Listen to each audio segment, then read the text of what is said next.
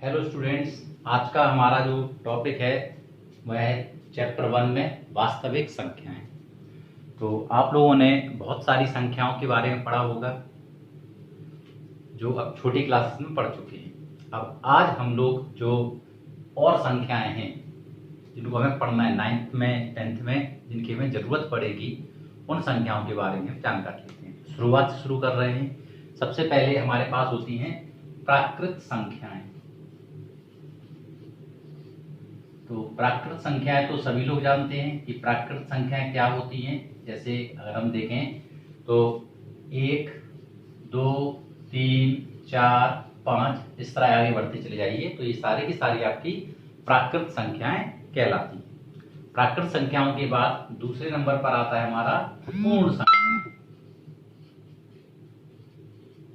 तो पूर्ण संख्याएं क्या होती है हमारी? पूर्ण संख्याएं होती हैं जैसे अगर हम इन प्राकृत संख्याओं में एक शून्य बढ़ा दें, 1, 2, 3, 4, 5, तो ये सारी की सारी संख्या हमारी पूर्ण संख्याएं कहलाती हैं। पूर्ण संख्याओं के बाद तीसरे नंबर पे हमें जानकारी होनी चाहिए पूर्णांकों की। पूर्णांक क्या होते हैं? तो पूर्णांक क्या होते हैं? हमारे सारे जो ऋणात्मक और धनात्मक साथ में जीरो, इनको मिलाकर के जो नंबरों का ग्रुप बनता है उसको हम लोग पूर्णांक कहते हैं। जैसे देखिए -3, -2, -1, 0, 2, 3 इस तरह से। ठीक है, अब क्या हुआ, ये जो यहां से लेकर यहां तक की संख्याएं हैं इनको हम लोग ऋणात्मक पूर्णांक कहते हैं, और यहां से लेकर यहां तक की संख्याओं को धनात्मक पूर्णांक कहते हैं।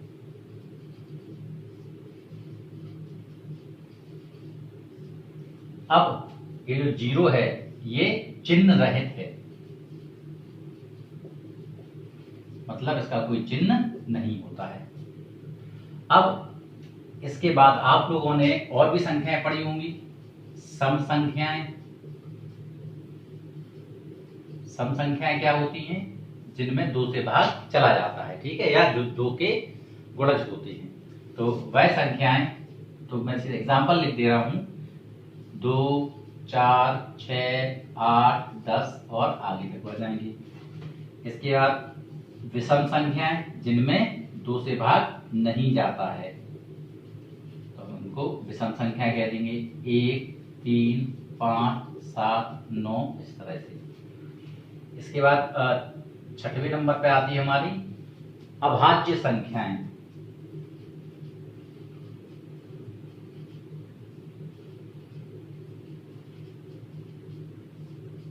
अभाज्य संख्याएं क्या होती हैं?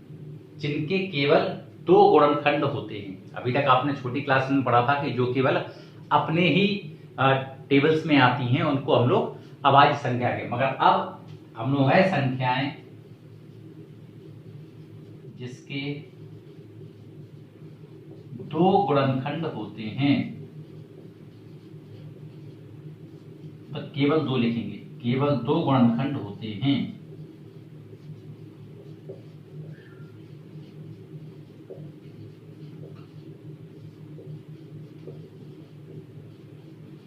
दो गुणनखंड होते हैं, वह अभाज्य संख्याएं कहलाती हैं।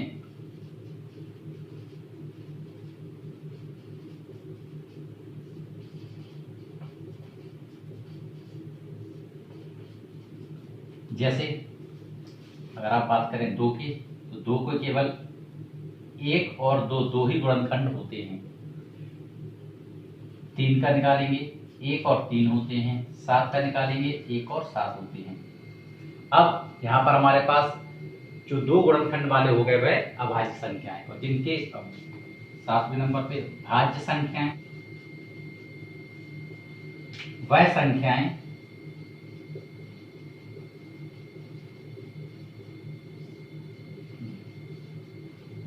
जिसके 2 से ज्यादा गुणनखंड होते हैं।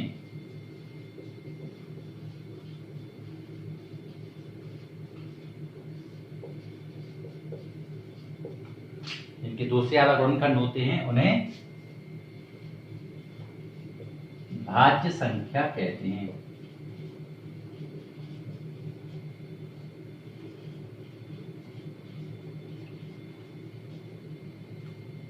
जैसे अगर हम एक एग्जाम्पल है 6 का, तो इसका 1 2 3 और 6 इतने गुणनखंड इसके होंगे। तो आप इसको pause the video to note it down. अब हम पढ़ेंगे सह अभाज्य संख्याओं के बारे में। सह अभाज्य संख्याएं,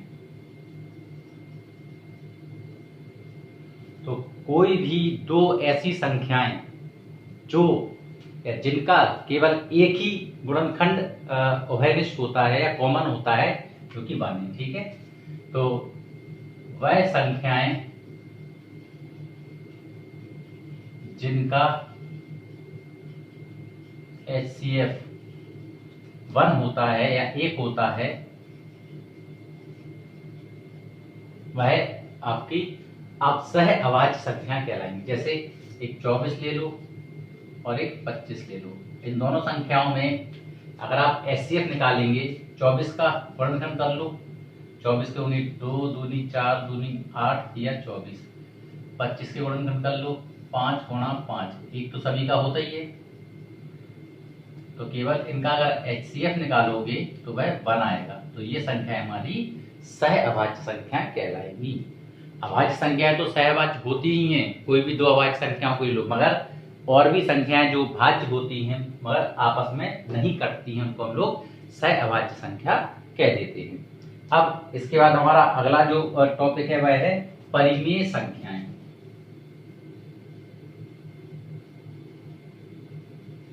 परिमेय संख्याएं क्या होती हैं? तो कोई भी संख्या जिसको हम P/Q के रूप में लिख सकते हैं, वह संख्या हमारी परिमेय संख्या कहलाती है। तो संख्या R को परिमेय संख्या कहेंगे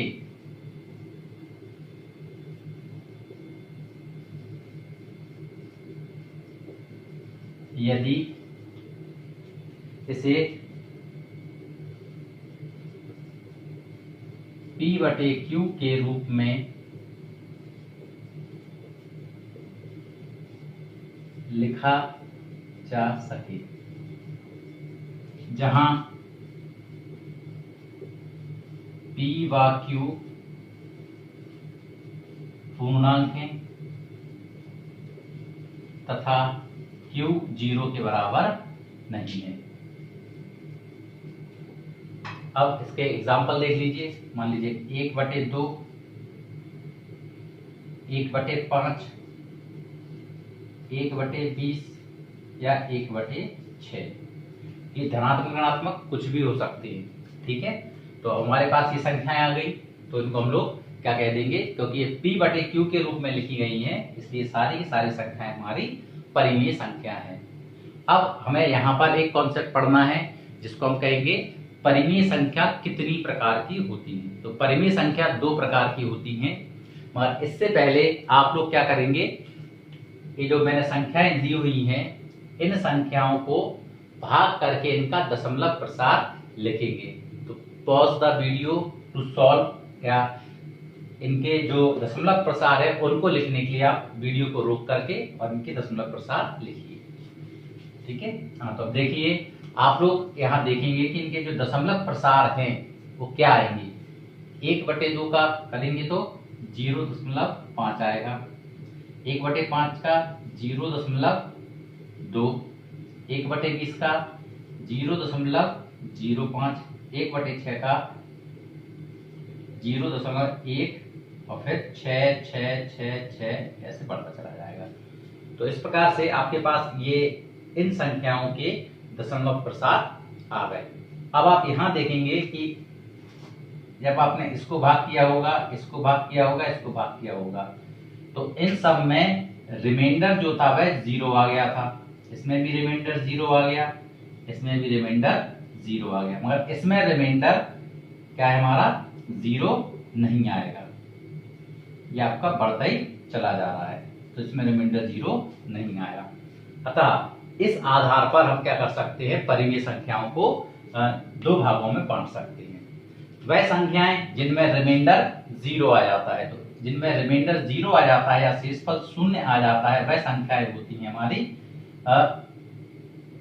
शांत दशमलव,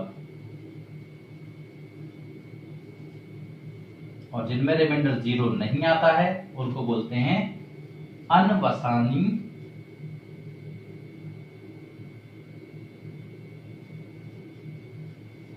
व आवर्ती।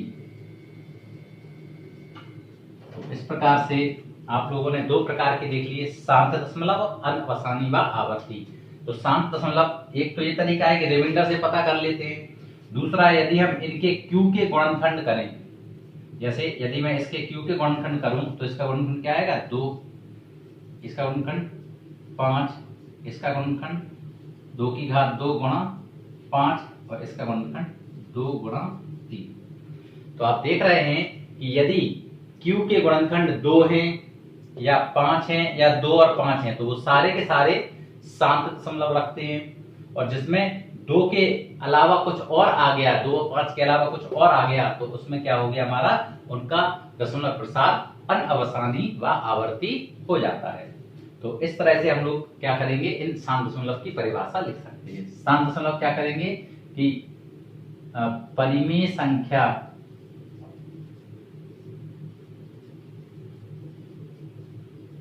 P/Q का दशमलव प्रसार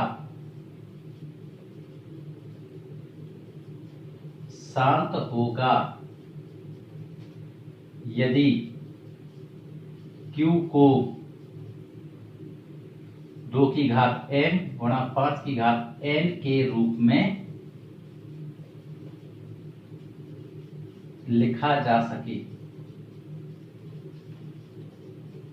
जैसे तीनों संख्याओं में हो रहा था, आप देख रहे हैं 2 की घात, जैसे अगर इसको परिवर्तन करना चाहें 2 की घात 5 की घात 0 लिख दो, इसमें 2 की घात 0 लिख दो, इसमें तो 2 की घात 2 और 5 की घात, तो ये 2 की घात m, मतलब ये किस रूप के हो गए, 2 power m 5 power n, 2 power m 5 power n, ये भी देखो 2 पावर m 5 पावर n, मगर ये नहीं है इस रूप में। तो इस प्रकार हम लोग क्या कर सकते हैं, किसी भी संख्या को परिमेय संख्या, और ये इसी प्रकार से अनवसानी व आवर्ती का हम क्या कर देंगे, केवल इसमें लिख देंगे कि यदि Q को इसके रूप में नहीं लिखा जा सकता है तो इसको आप लोग खुद कर लेना, ठीक है। Pause the video to note it down.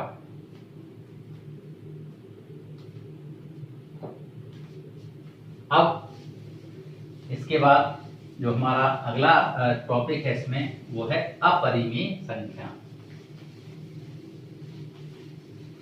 तो अपरिमेय संख्या क्या होती हैं, देखिए जरा,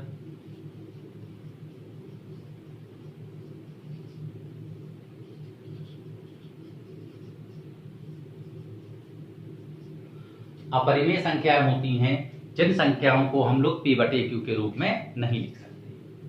तो वह संख्याएं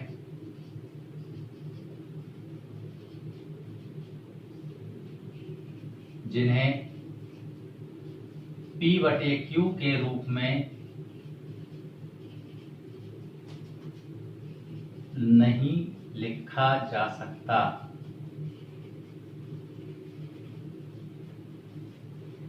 वह अपरिमेय संख्याएं कहलाती हैं।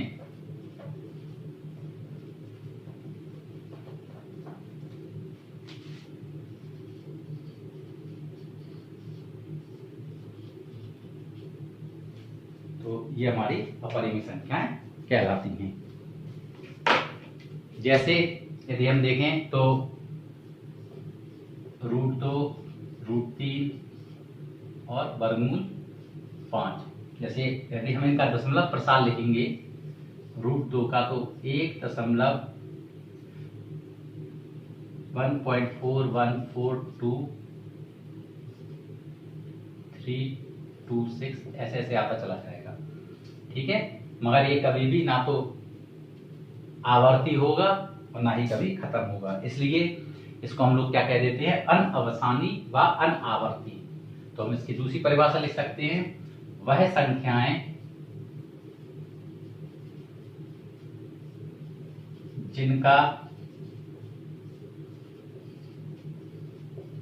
दशमलव प्रसार अनवसानी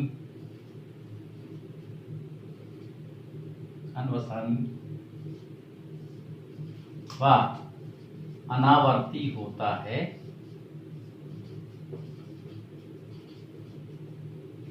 वह अपरिमेय संख्या कहलाती हैं।